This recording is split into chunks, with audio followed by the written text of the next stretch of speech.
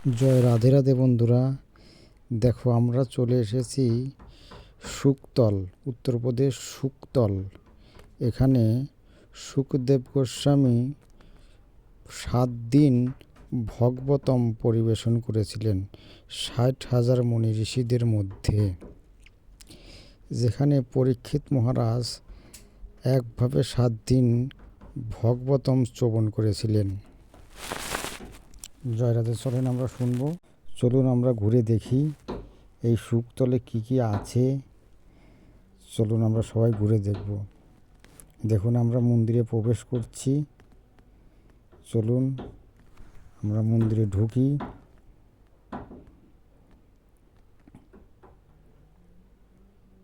দেখুন খুব সুন্দর পরিবেশ এই মন্দিরের। দেখুন যে মন্দির, অসংখ্য মন্দির রয়েছে এখানে। এই যে ফুল গাচ্ছে বাবাজি। আমরা মন্দিরে উঠছি।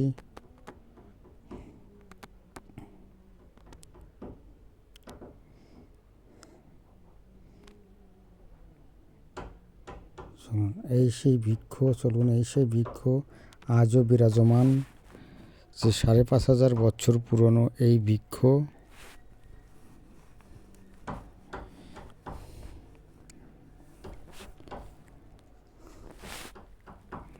দেখুন এই সেই বৃক্ষ, বৃক্ষকে আমরা পরিক্রমা করব।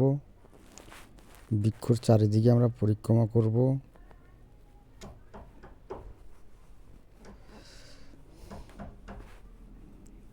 চলুন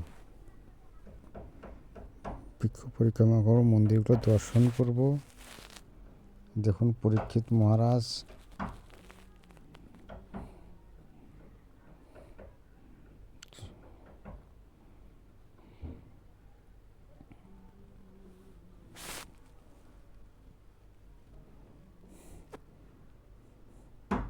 সুখদেব গোস্বামী, দেখুন এই যে সুখদেব গোস্বামীর এই সেই বৃক্ষ, এখানে বসেই ভাগবতম পরিবেশন করেছিলেন।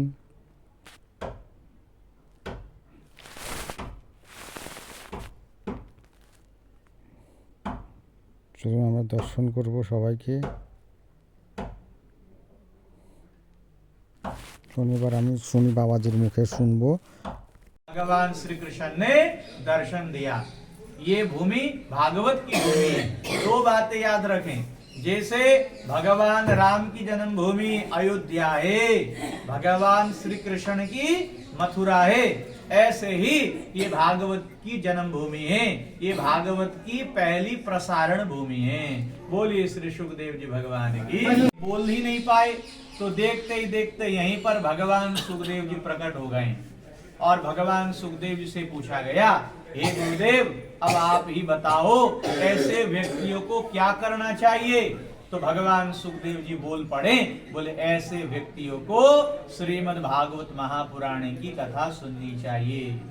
तो इसी पावन अक्षयवट वृक्ष के नीचे बैठकर महाराज जी ने राजा भागवत जी की कथा सुनाई।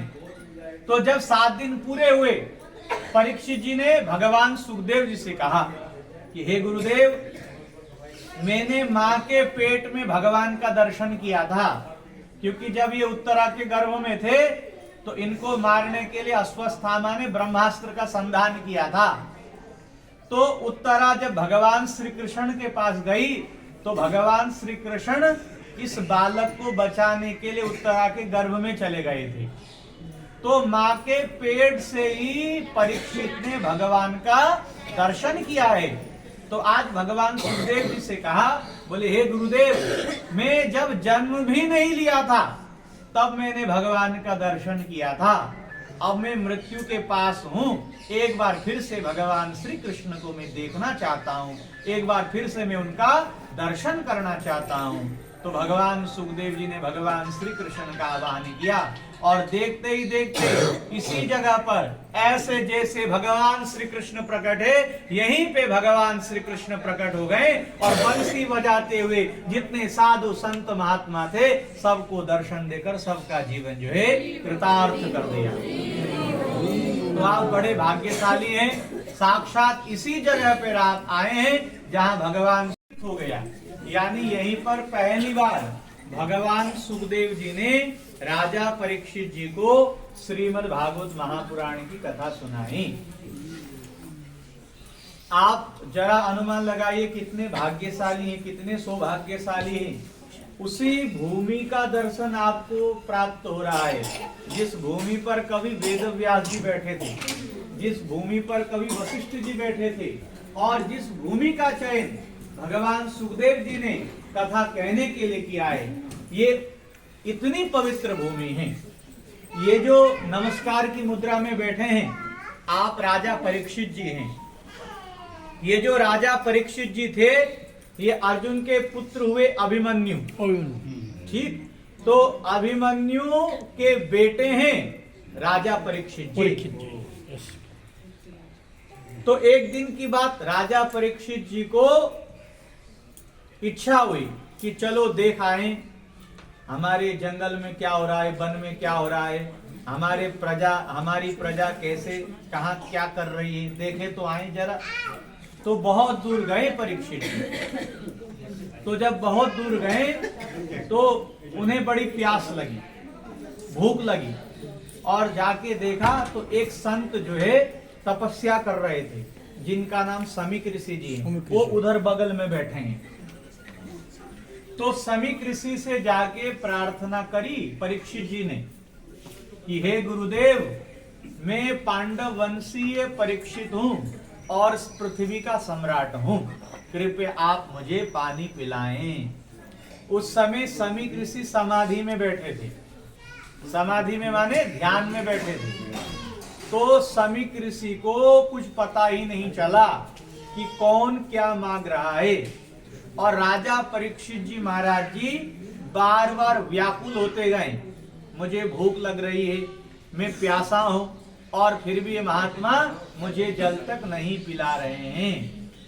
तो परीक्षित जी को ऐसा लगा कहीं ये मेरा अपमान ना कर रहे हो, क्योंकि मैं तो राजा हूं, राजा होने के नाते ये मेरी प्रजा है और इनका ये परम दायित्व बनता है कि मुझे जल पिलाए, भूखे को भोजन, प्यासे को पानी पिलाएं। लेकिन जब पानी नहीं मिला तो राजा बड़े क्रोध में आ गए और उन्होंने सामने देखा एक मरा हुआ सांप पड़ा हुआ था। उस सांप को उठाया और समीक ऋषि के गले में डाल दिया अपमान करके, और वो चले गए। तो इधर जो बैठे हैं ये है श्रृंगी ऋषि। तो इन्हें पता चला, अरे कोई राजा आया और हमारे पिता के गले में मरा हुआ सर्प डाल के चला गया। तो इन्होंने श्राप दिया कि इति लंघित मर्यादाम तक्षक सप्तमे हनि दंशयन्ति स्म कुलांगाराम चोदितो में तदद्रुहम। यानी कि जिस किसी मूर्ख ने भी मेरे पूज्य पिता के गले में मरा हुआ सर्प डाला हो, उसकी तक्षक नाग के डसने के कारण 7 दिन के अंदर ही मृत्यु हो जाए। तो जैसे ये बात राजा परीक्षित को मालूम भई, उनको मालूम हुई कि अब मेरी मृत्यु 7 दिनों के अंदर होने वाली है, अब क्या करें। तो उन्होंने देखा तो सामने उनका बड़ा बेटा जो है हाथ जोड़े खड़ा हुआ था। उनके बड़े बेटे का नाम जन्मेजय था।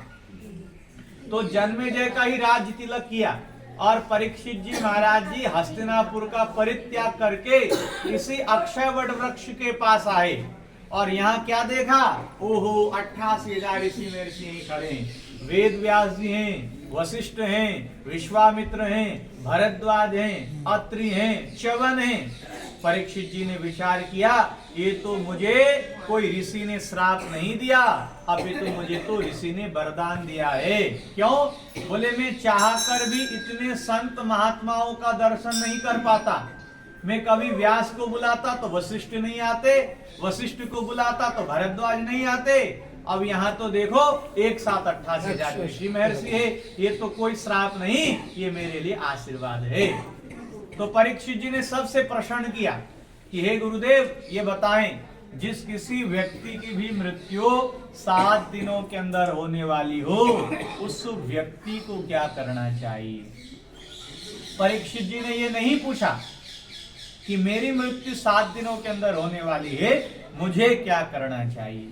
अपितु क्या कहते हैं जिस किसी व्यक्ति की भी, यानी आपकी हमारी सबकी मृत्यु जो है सोमवार से लेकर रविवार तक ही होती है। जन्म भी बालक सोमवार को लेगा, मंगल को लेगा या शुक्र शनि 7 दिन के अंदर ही लेगा।